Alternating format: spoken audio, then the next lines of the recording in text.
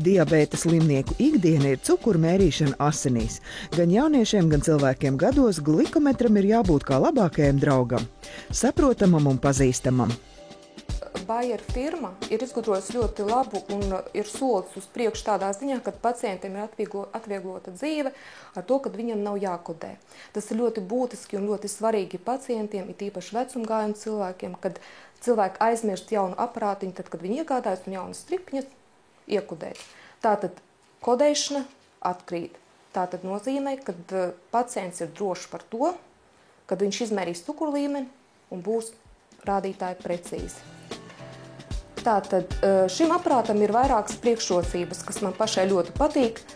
Tātad drīkst lietot pacienti, kas lieto hemodialīzē. Ļoti laba iespēja ir strādāt veciem cilvēkiem, jo šeit redzam aparātiņā liels displejs. Tātad cilvēkam vecam, kam ir slikta redze, viņam būs ļoti labi pārskatām cipariņi.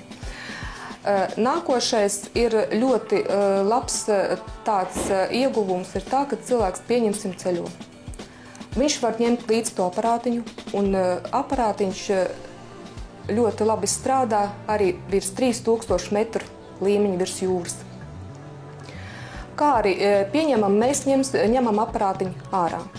Cilvēciņam nav jāpārdzīvo par to, kad aparātiņš kaut kādu apstākļu dēļ viņam nestrādās.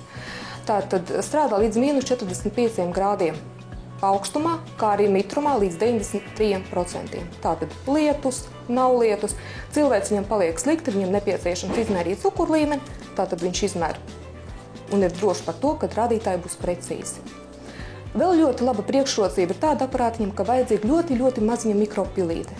Tātad cilvēks, kas slimo cukura diabētu, tas ir ļoti būtiski un svarīgi, kad viņam ir jāsaucē savi pirkstiņi, tātad viņš drīkst durt visā plauksņā, visos 5 pirkstiņos. Tātad malējos ties pillentiņos un vajadzīga 0,6 ļoti maza mikropilīte.